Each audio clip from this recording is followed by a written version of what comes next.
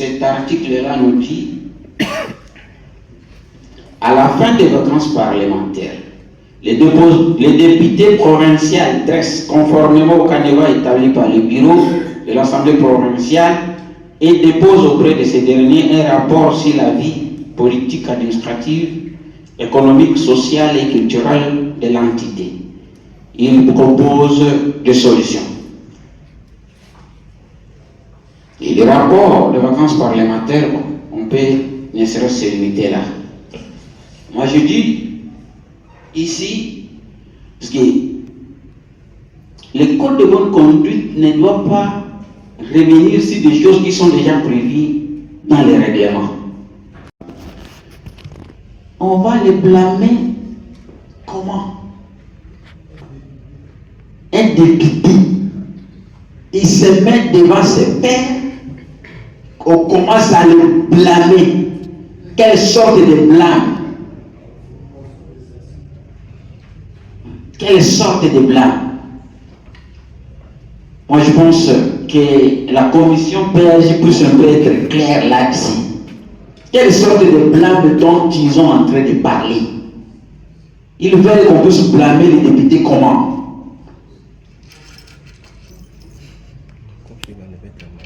Membres du bureau, chers collègues et chers membres de la commission, nous venons de parcourir la proposition du code de bonne conduite du député provincial du Haut-Ouélé. D'emblée, nous vous félicitons pour ce travail, combien louable. En parcourant ce travail, la question qui m'est venue à tête, qui est un député provincial? Un député provincial, c'est quelqu'un qui est passé par une sélection. Ceux qui ont fait des campagnes, ils en savent quelque chose. Et même pour la cooptation, on n'arrive pas à coopter n'importe qui. Ceci revient à dire que le travail qui a été fait devait maintenir un équilibre entre les droits et les devoirs des députés. Je pense que l'honorable Bismuth en a fait mention. Nous avons l'impression que la commission s'est plus apaisantie sur les devoirs et non les droits. Moi, je suis resté un peu sur ma soif face à certains concepts importants, à savoir l'immunité des députés, la discrétion, la tolérance. Au vu de ce qui se passe aujourd'hui, on a l'impression que le député provincial du Haut-Ouélé ne pèse pas beaucoup dans la balance. Que faire pour renverser cette situation? L'immunité d'un député provincial ne doit pas être un concept creux. Qu'est-ce que la commission a envisagé pour que cette immunité soit effective? Et en cas de violation, quelles sont les mesures à prendre? La discrétion. Il y a des séances qui sont convoquées ici à huis clos. Mais nous sommes surpris, quelques minutes après, le soi-disant huis clos s'est transformé en quoi? Bataille. Bon, à chacun de compléter. Et ensuite, la tolérance. Nous sommes venus défendre la province. Nous sommes venus défendre nos contrées. Nous sommes même venus ici défendre l'exécutif provincial. On ne peut pas faire l'Autriche face à une réalité qu'on ne puisse pas le dire. On doit le dire pour que l'exécutif provincial, peut-être là où il était distrait, qu'il soit efficace pour le bien-être de notre population. Des fois, la prise de position ici, dans cette salle qu'on appelle temple de démocratie, ça devient une exposition des individus face à des critiques serviles. La démocratie inclut tout le monde. Il y a l'opposition, il y a la majorité. Mais la convergence doit être autour du bien-être. C'est cette raison qui a fait que la population nous a fait confiance. La tolérance. Qu'est-ce que la commission nous dit face à la tolérance? Voilà, Président, ma petite préoccupation que je voulais mettre à la disposition de la commission. Je vous remercie. Merci, collègue. L'article 14.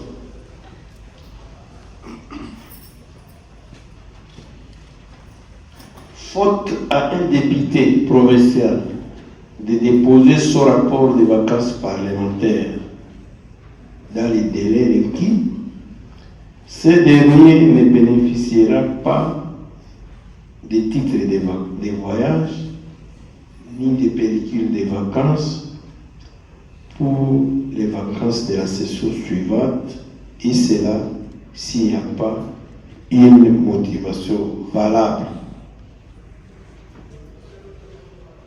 C'est un devoir. Le rapport des vacances parlementaires, c'est un devoir pour les députés. C'est un moyen de communication entre la base et l'exécutif. C'est la transmission des problèmes qui sont dans votre base.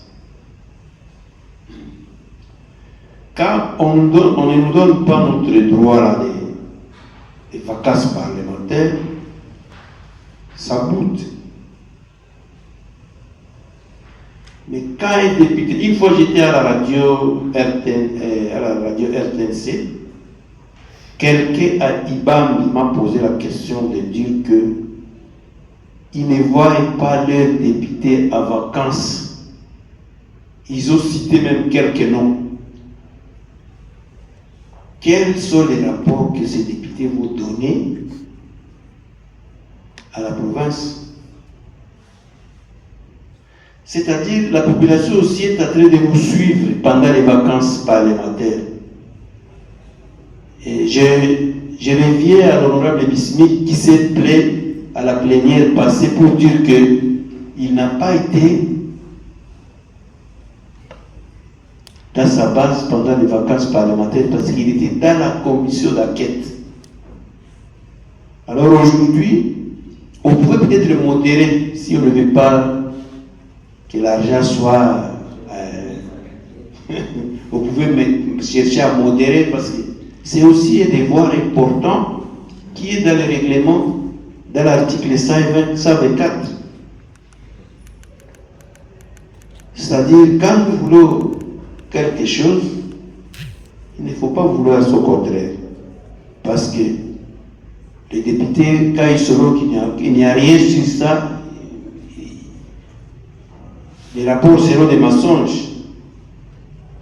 Et à la fin, ça va nous détruire. Parce que moi, je me suis dit aussi, cette fois-ci, je ne vais plus donner les rapports parce que je n'étais pas à la base. Je vais tromper ma population parce que j'étais à Kinshasa pendant un mois, pendant beaucoup de jours.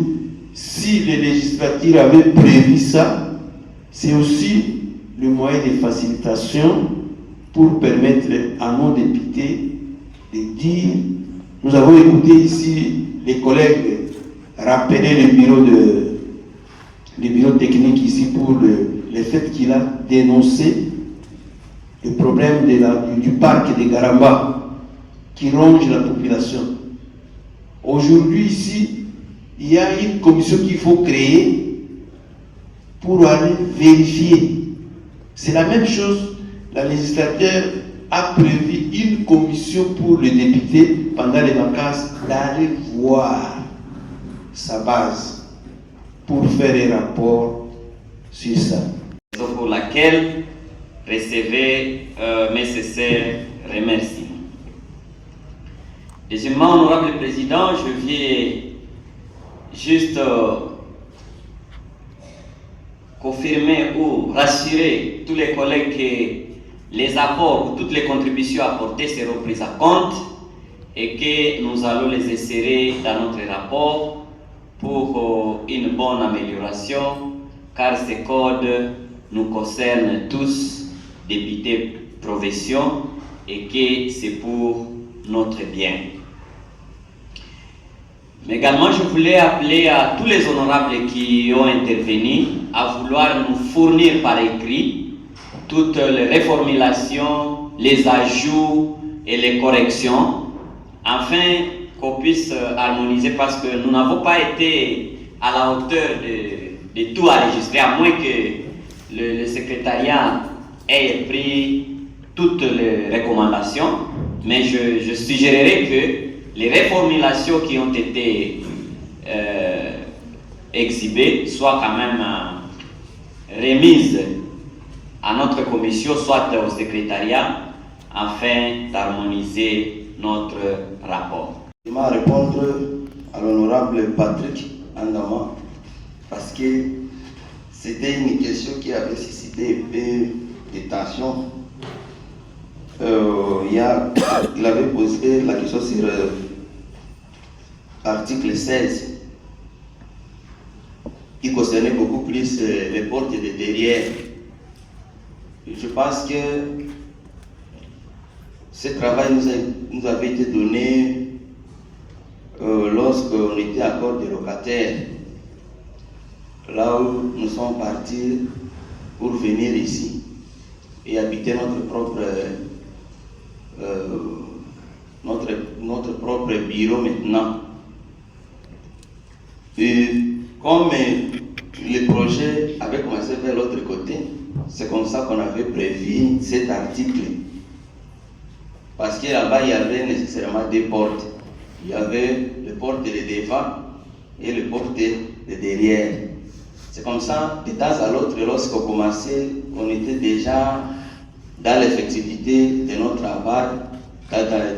travaux parlementaires là-bas. Il y avait donc certains de nos collègues qui arrivaient un peu en retard et ils préféraient mieux d'entrer par la porte de devant, alors que ça posait un peu un désagrément et ça mettait un peu les honorables députés dans la distraction. C'est comme ça qu'on avait prévu cet article pour pallier à cette situation. Et lorsque vous venez en retard, au lieu de passer, d'entrer donc par la porte là de devant, on avait préféré bien que les députés entrent par la porte de derrière afin de faciliter que les honorables députés continuent à travailler dans un climat serein. Aussi, soulever ici des camps de ponts qui causent des énormes dégâts et des pertes de matériel, mais également des dégâts humains. L'élit de la ville se prépare. Allez-y. Honorable Président, il y a les ponts jetés sur la rivière Tora qui se situe en Kangazo. Là, nous sommes dans la chefferie Mariminza. C'est un pont qui est à délabrement avancé, qui a été oublié depuis lors parce qu'au moins depuis le mandat passé, il y a eu une série de constructions de ponts que nous avions salués. Je me rappelle à l'époque, j'étais encore dans la société civile Et malheureusement, il y a les ponts dont je fais allusion ici avaient été oubliés. Bon, et aujourd'hui, ça pose un sérieux problème. Par jour, on enregistre un cas. Soit il y a un véhicule qui s'est embourbé dedans, soit une moto, soit même les piétons. Parce qu'au moins hier, on a ramassé une personne qui a glissé et Dieu merci parce qu'il y avait des policiers qui étaient à côté. Il a été sauvé par ces policiers après une pluie, une grande pluie. Donc, il est tombé dedans. J'ai écrit une lettre, je crois que vous avez une copie, honorable président. Je m'étais adressé au ministre des Infrastructures et dont j'ai copié même le gouverneur de province. Ça fait presque une semaine, si j'ai une bonne souvenance. Mais jusqu'à présent, je ne sens pas des précautions qui se prennent. Alors, je voulais solliciter aussi un accompagnement du bureau, si le bureau peut encore pousser plus haut pour que ces ponts soient réhabilités pour essayer de protéger la population. Parce que de toutes les façons, honorable président, construire un pont en Gangazo, ce n'est pas une faveur, c'est un droit de la population. Autant plus qu'elle est en train de payer des taxes, elle doit bénéficier aussi des beaux ponts. Nous saluons quand même les efforts du gouvernement provincial parce qu'il y a certains ponts qui sont en train d'être réhabilités à court. Nous ne serons pas quand même ingrats pour ça, mais il faut voir aussi les urgences, honorable président. Et ça, c'est une urgence et nous vous demandons de vous impliquer afin que l'État puisse, le gouvernement provincial, même si c'est de l'apanage du gouvernement central, mais qu'on trouve une solution urgente, honorable président, afin qu'on ne puisse pas enregistrer une perte de vies humaines, parce qu'ils sont nos compatriotes. Nous prévoyons, parce que nous ne voulons pas qu'après maintenant que quelqu'un vienne mourir là-bas, c'est maintenant qu'on prenne maintenant des dispositions urgentes. Donc soyons prévoyants, afin qu'on puisse réhabiliter ces ponts. Soit, si on ne réhabilite pas, honorable président, mais quand même qu'on trouve des solutions urgentes, qu'on trouve des solutions parce que le temps dont ce pont est aujourd'hui, honorable président, je ne suis pas prophète du malheur, mais on va, si on ne vient pas au secours, on va enregistrer les pertes de vies humaines. Le deuxième pont, c'est le pont de Gombari, le pont Kidi, qui aussi est en train d'être réhabilité. Mais alors, on a mis une déviation à côté, et cette déviation qui cause beaucoup de problèmes. Alors, tel que moi je vis la déviation, elle n'a pas été bien construite. Je crois que même notre collègue honorable Solution a été aussi témoin de ces ponts. Je crois qu'elle pourra aussi donner beaucoup de détails parce que moi elle est passée par là avec tous les dangers qu'elle a couru. Et nous demandons que malgré que le pont est à réhabilitation, le président, mais qu'on puisse entretenir même la déviation, qu'on puisse faire des bonnes choses, pas exposer la population, parce qu'on vient d'enregistrer 2 pertes de vies humaines dans cette déviation. Une maman et son bébé, je crois, et un papa, c'est 3 alors, merci, c'est 3 personnes qui sont mortes déjà dans la semaine en cours. Donc, si le gouvernement provincial peut entretenir la déviation à bonne et due forme.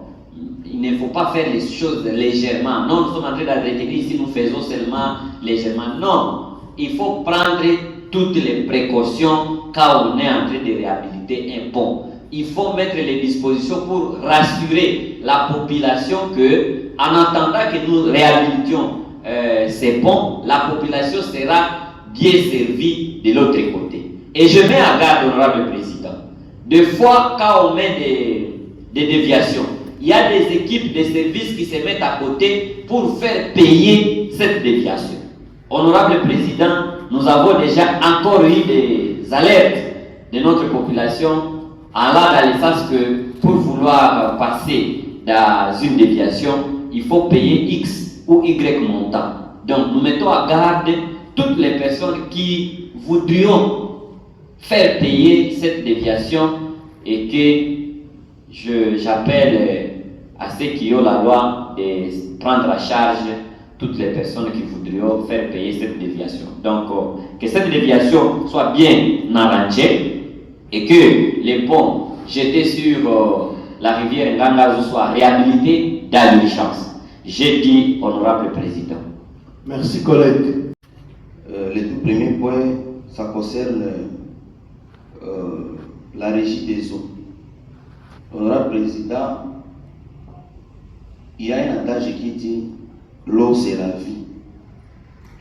Mais ce qui se passe ici dans la ville d'Issiro, c'est devenu très compliqué. Et on a du mal à comprendre ici qu'est-ce qui se passe. En réalité, si les agents de régie des eaux n'ont pas la capacité de servir la population avec l'eau ici dans la ville, il faut qu'on cherche d'autres dispositions nécessaires. Vous voyez, aujourd'hui, il y a déjà presque une semaine que l'eau ne coule pas dans les robinets. Et lorsque l'eau coule, il faut voir aussi la qualité. Ça pose énormément un problème, honorable président. Honorable président, nous sommes la toute première institution de la province. Il y a certains points qui sont en train de mettre notre population mal à l'aise, que le bureau, vous en tant que représentant, le speaker de l'Assemblée provinciale, vous devrez déjà prendre des dispositions nécessaires pour inviter les responsables de ces services afin de vous éclairer sur leur fonctionnement. Ça pose un problème, honorable président. Imaginez, ici, nous sommes dans une ville où il y a des maisons à construction avancée par rapport adaptées donc à cette génération qui nécessitait la présence de l'eau. Sans l'eau, c'est que cette maison ne va pas fonctionner. Et maintenant, je me mets à la place des clients des régies des eaux maintenant. Donc c'est toute la population de la ville d'Issiro qui est mal à l'aise par rapport à cette situation. Si le bureau pouvait prendre l'initiative d'appeler les directeurs des régies des eaux, qu'ils puissent venir se justifier et qu'ils puissent prendre les dispositions nécessaires pour servir notre population à nous. Honorable président, là-bas, les véhicules font des tours et ça voyage. Mais les agents, 30 mois et payés, honorable président, et aussi demandent qu'est-ce qui se passe, comment est-ce que ces gens-là sont en train de vivre. J'avais reçu une délégation comme ça des agents de Trascom. De la manière dont ils m'ont posé leurs problèmes, honorable président, ça a vraiment tiqué mon intention. C'est comme ça qu'on avait d'abord l'état de faire une déclaration très ouverte. Et maintenant, je voulais assez que vous aussi, en tant que le président de toute première institution de la province, que vous puissiez donc prendre les dispositions nécessaires pour nous inviter ces gens afin qu'ils puissent venir vous détailler et vous éclairer par rapport à leur fonctionnement. Parce qu'il y a à boire et à manger au niveau du transport. Et puis, troisième problème, j'ai encore aussi reçu autre délégation, c'était ce matin, de non-conseillers communaux. Ils ont posé leurs problèmes. Ils n'ont pas, donc leur traitement, ça pose un sérieux problème au loi président. Et ils n'ont pas l'endroit là où il faut travailler. Ils sont en train de travailler d'une manière ambulante qui se rapporte partout. Et s'il faut faire leur plénière, il faut dans des bars, des restaurants pour solliciter ou bien même louer afin qu'ils puissent fonctionner. Honorable président, il faut prier de voir aussi le cas de ces élus parce que ce sont des élus, ils ont été votés donc par la population. Alors, leurs conditions de travail, ça pose un sérieux problème. si vous pouvez aussi, ne fût-ce que fouiner, ou bien vous les appeler leurs représentants afin qu'ils vous expliquent certaines choses et qu'ensemble vous puissiez trouver ne fût-ce que ta soit la solution. Ça sera une bonne chose, honorable président. J'ai dit. L'ordre d'appel. Collègue, vous avez la parole. Merci, honorable président, pour la parole. Honorable président, honorable membre du bureau, chers collègues, j'ai 3 petites préoccupations qui concernent ma base, mon territoire de l'État. Premièrement, c'est, comme d'habitude, le problème des Mororo. Le micro est là pour toi. Alors, on avait dit qu'il faut cartonner les Mororo et tout le monde avait dit non, voilà. Surtout pour d'autres territoires, donc on a fait débarquer les Mororo, ils étaient contents. Et il affirmait vraiment qu'il faut les cantonner. Après ça, on va voir des propositions qui vont suivre. Jusqu'à aujourd'hui, je ne sais pas, parce que l'histoire commence comme ça. Les Mororo sont cantonnés à Niangara. Il faut déjà plus de 6 mois. Et nos jeunes filles de Niangara s'habituent avec les Mororo. Vous comprenez la suite, honorable président. Dans une année ici, on aura des enfants qui seront ces 4 Mororo, ces 4 Congolaises et de nos filles de Niangara. Et après 20 ans, ça serait déjà un enfant de 20 ans. Et quand vous allez dire non, voilà, il faut éradiquer les Mororo. Et lui maintenant va venir pour dire, on a le président qui dit, voilà, moi je suis ces 4 Mororo, ces 4 Congolais. Et les parents vont en profiter derrière ces enfants-là. Et pour ne plus éradiquer ces Mororo, et vous nous aviez donné des gens étrangers qui seront nos frères. Je sais comment, dans notre territoire de Niangara. Parce que jusque-là, je ne sais pas, depuis qu'on avait dit non, on les cartonne, et après ça, on va avoir d'autres propositions. Je ne sais pas si on a déjà fait une réunion, même dans la province ici, qui tient que non, voilà, c'est telle proposition. Après le cantonnement, on va faire ceci. Non. C'était ça ma préoccupation, ma première, et je vous demande vraiment de s'impliquer sur cette situation de Mororo, du cantonnement de Mororo. Parce que la population en souffre. Voir de l'eau à boire, vous savez, au village, on boit des sources. Et si les Mororo descendent avec leurs bêtes et ils bousillent cette source, mais là, pour en avoir de l'eau, ne fût-ce que de l'eau à boire, c'est un problème. En tout cas, il faut en tenir compte. C'est comme si on a négligé cela. On leur a donné les Mororo et pour qu'ils s'habituent avec ces Mororo. C'est le projet de 145 territoires. Je commencerai à dire qu'il a fallu écrire les projets de 144 territoires en enlevant les noms des territoires de Niangara. Dans la province de Haut-Kiwélé, on a 6 territoires. Et avec mes collègues, dans chaque territoire, je pense qu'on a quand même mis une école ou bien un centre de santé au service de la population. Dans les projets de 145 territoires. Mais, dans mon territoire de Niangara, je sais si c'est à quelle école ou bien quel centre de santé qui est déjà fini et remis. Donc, pour vous dire, on a le président, aucun centre de santé, aucune école construite par le projet de 145 territoires qui est remis au service de la population dans les territoires de Niangara, jusqu'à aujourd'hui. Et j'apprenais que non, de ce quoi même les représentants, les coordonnateurs de ces structures pour la province de Haut-Touélé, aussi un fils de Haut-Touélé, dont je me réserve même de citer ce territoire. Mais, si vous voyez, ce territoire, toutes les écoles d'hôpitaux et tous les centres de santé ont été déjà remis au profit de la population.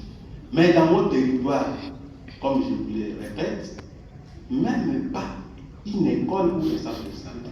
Je ne sais pas si le territoire de Niangara est aussi parmi les 145 territoires, ou bien c'est comme c'est déjà cédé pour les Mbororo. Alors les Mbororo aussi ne faut pas les écoles, alors il ne faut pas construire des écoles là-bas et ni les hôpitaux. Et ma troisième préoccupation, honorable président, le président a parlé des points des ponts sur le territoire de Ouadj. Nous aussi à Niangara, je pense, les ponts de Ouélé est le plus long pont de la province. Ceux qui ont été à Niangara et ont traversé ce pont le savent. Présentement, le pont là est couvert de plages. Il y a les ponts où il y a les ponts de Camping, ici, même côté de Moro. Et la population de ces côtés-là vient aussi jusqu'aux cités de Niangara. Mais pour traverser, c'est un sérieux problème parce que les plages là n'y est plus. La population s'est pris lui-même à charge pour placer des bambous. Et les bambous sont très glissantes. Et il y a des élèves qui quittent. Parce qu'il y a 3 quartiers. Il y a le quartier Zandé qui est à côté là, qui quittent là pour venir étudier au centre Likunza ou Manguito. Et maintenant, pour traverser ce pont là, c'est un sérieux problème. Les ponts est avec des bambous, un pont plus de 90 mètres, avec des bambous et un élève qui de l'au-delà, il souffre pour traverser chaque jour. Honorable président. Les deuxième pont, les ponts Capille, c'est la même chose. Les troisième pont, c'est ici la route qui part vers Tapir, les ponts Gada. Donc ici, c'est pour arriver dans la cité de Niangara. Dès que vous arrivez devant ces 3 ponts-là, il faut d'abord prier. Même faire un testament, parce que tu ne sais pas si tu vas traverser et revenir. Alors c'est pour vous dire que non, en tout cas, essayez quand même de penser si n'était pas de Niangara. Il en a beaucoup de préoccupations, mais je mérite d'avoir ces 3 préoccupations. Honorable président, je vous implore avec les membres du bureau, essayez de parler à l'exécutif, de penser si ces préoccupations dont j'ai révélé. J'ai dit. Notez, collègues. J'ai oublié la dette.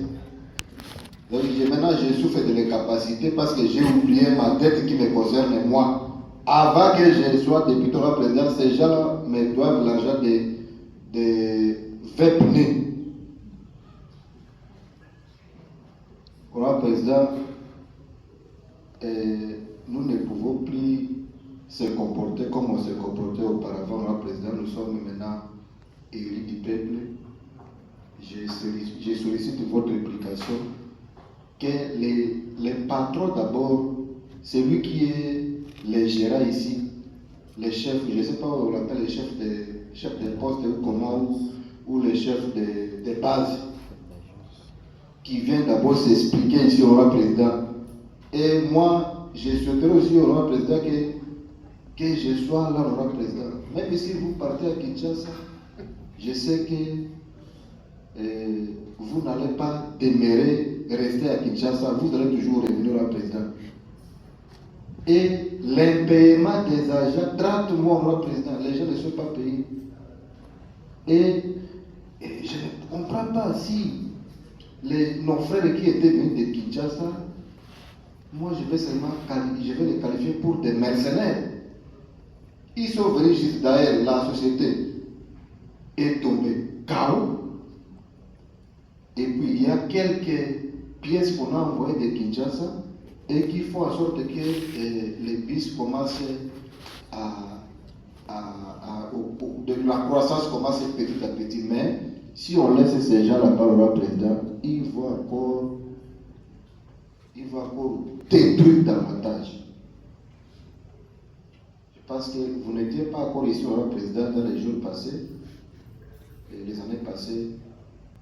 Les DG qui étaient là, il avait apporté tout l'argent qui était mobilisé au niveau des transports. Et il a fui, il a disparu jusqu'aujourd'hui. Moi, président, moi j'ai sollicité votre implication quant à ce j'ai dit. Collègue Jacques Samba. Beaucoup d'amertume qui prend la parole ici. On ne sait pas nous sommes dans quel monde. Ce n'est que dans les hautes où un député n'est pas respecté, honorable président. Je vais commencer à lire l'article 3 de notre règlement intérieur qui dit ceci. Sans préjudice des autres prérogatives qui lui sont reconnues par la Constitution, l'Assemblée provinciale a pour mission de 1. Légiférer par voie d'édit dans les domaines de compétences réservés à la province. 2. Voter le budget de la province. 3. Contrôler le gouvernement provincial ainsi que les services publics provinciaux et locaux. Je me limite là, honorable président. Honorable président, vous êtes sans ignorer, vous savez très bien ce qui se passe dans les Hautes-Tuileries, à travers les réseaux sociaux. C'est quelque chose, parfois nous prenons ça comme de la blague, mais ça prend autre allure, honorable président. Nous sommes ici les élites du peuple. Nous représentons tout le peuple. Chez moi, par exemple, dans le territoire de Rungu, la population m'avait voté. Donc, je ne suis pas un parvenu politique. J'ai été élu, raison pour laquelle vous avez des élus, les représentants légaux du peuple.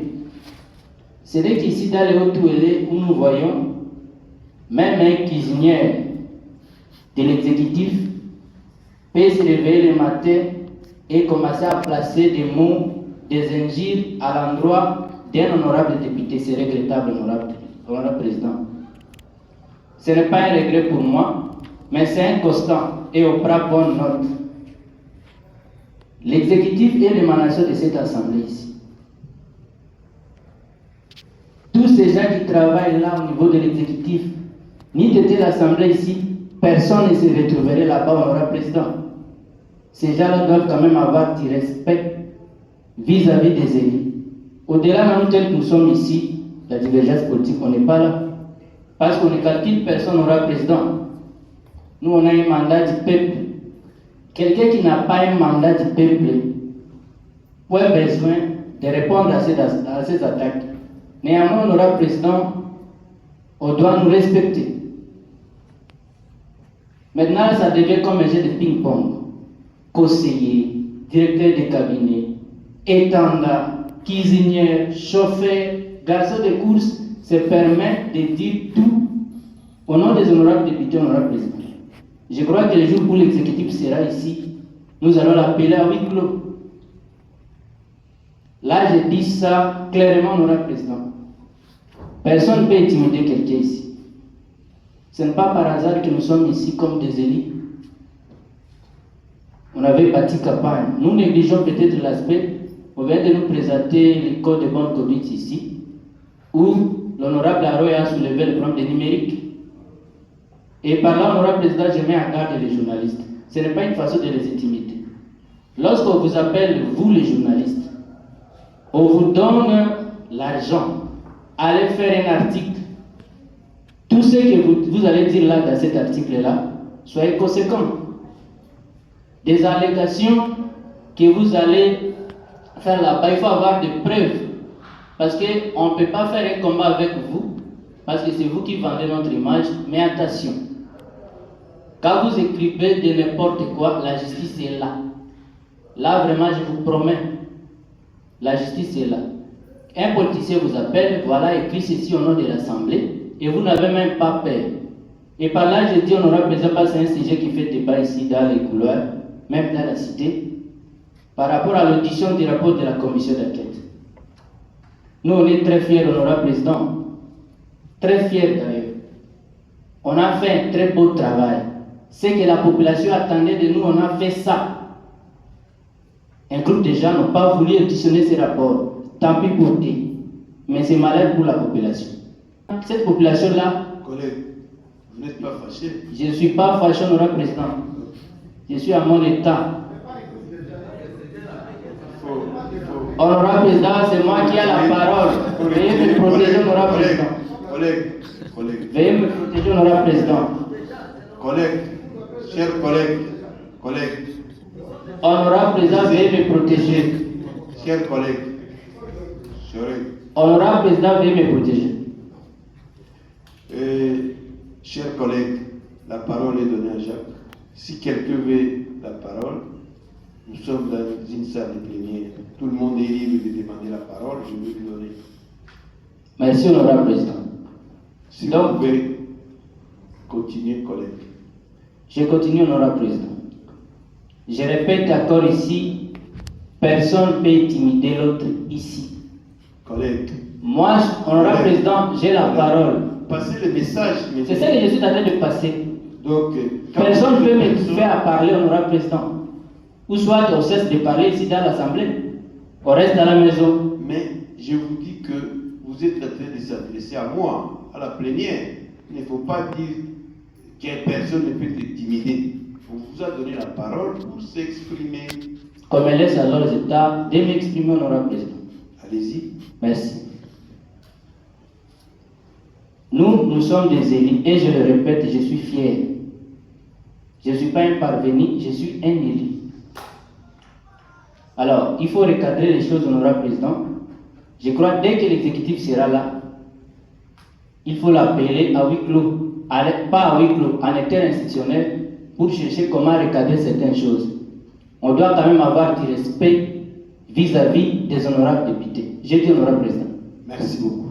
Parce que j'étais content quand les collègues au Sénat ont demandé le huis clos. Je crois que s'il y a des problèmes entre les honorables, on peut profiter pendant le huis clos.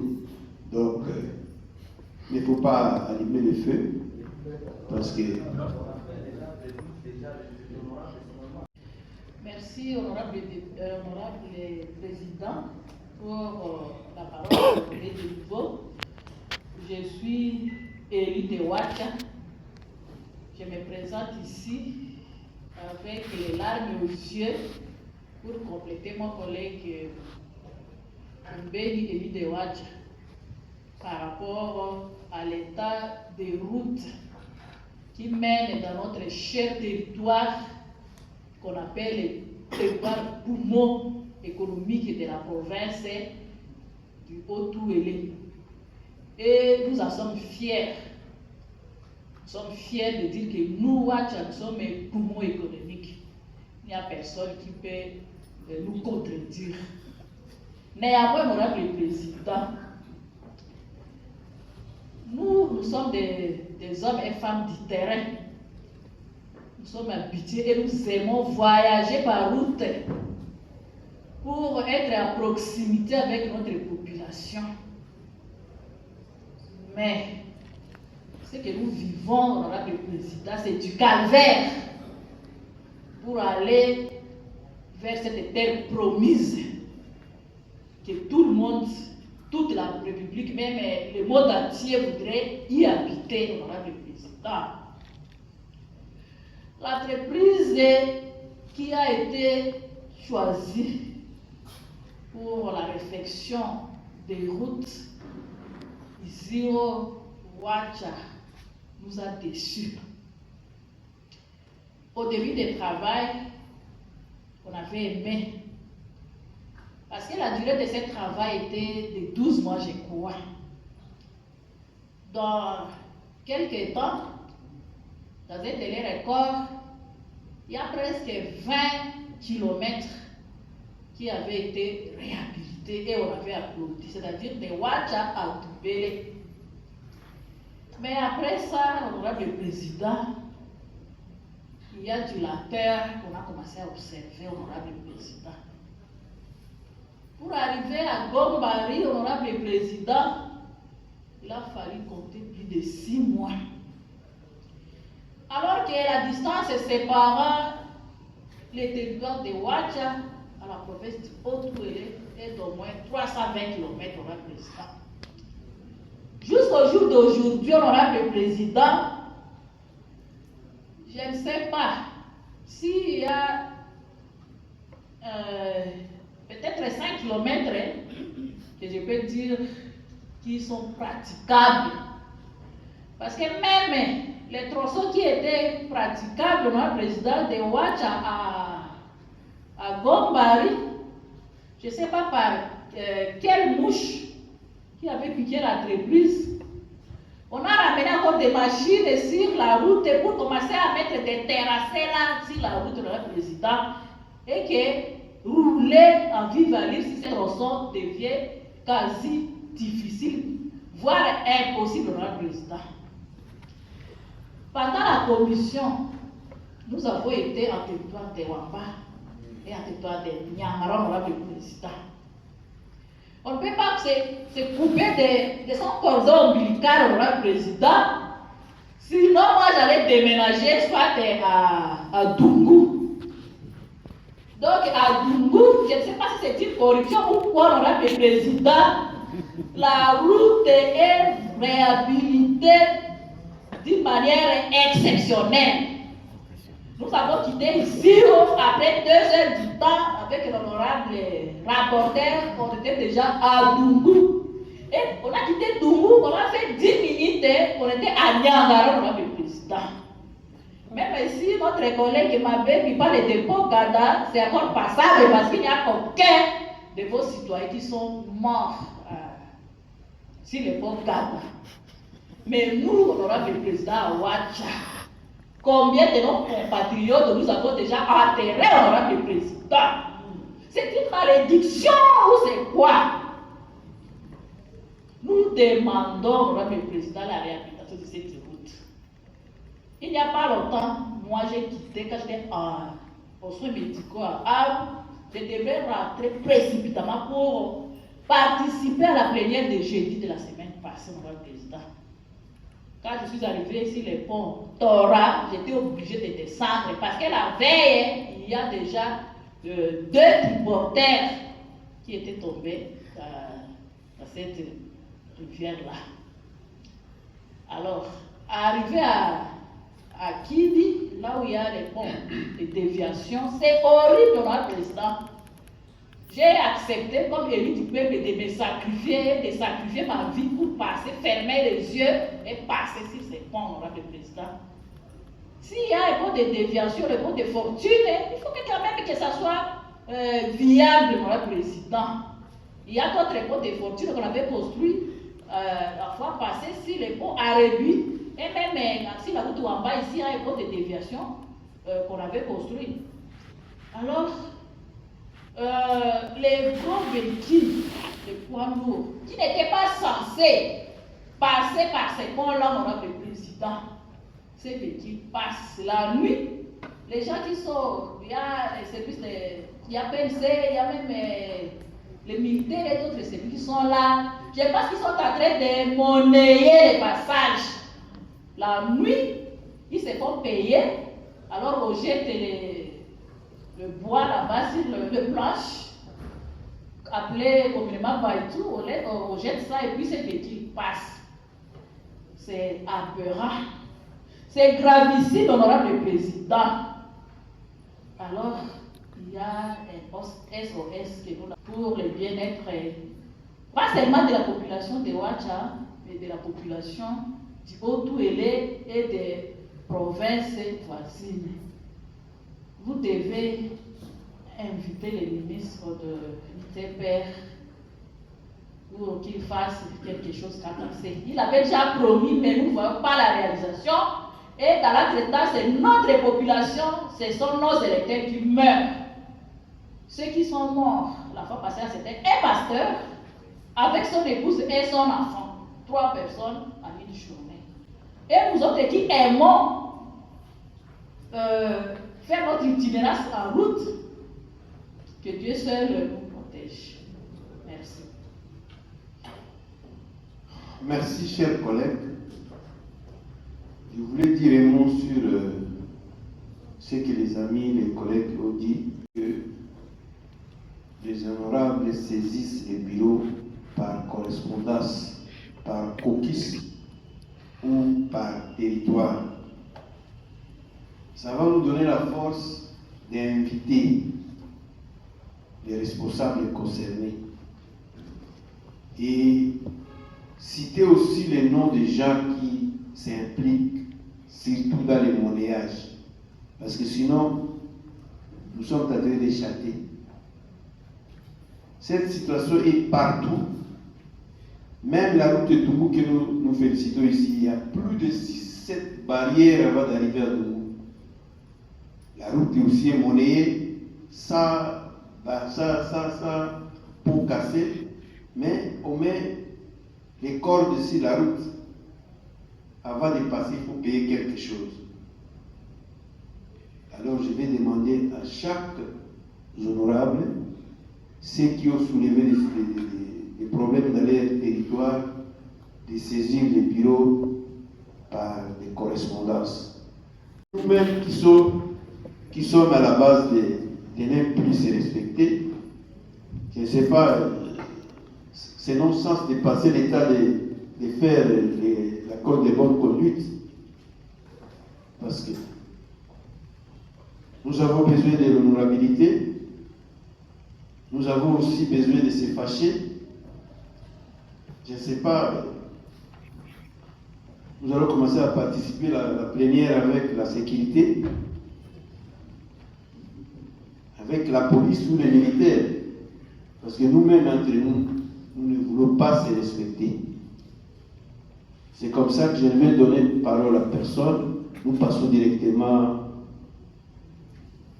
au huis clos. Et la séance est suspendue.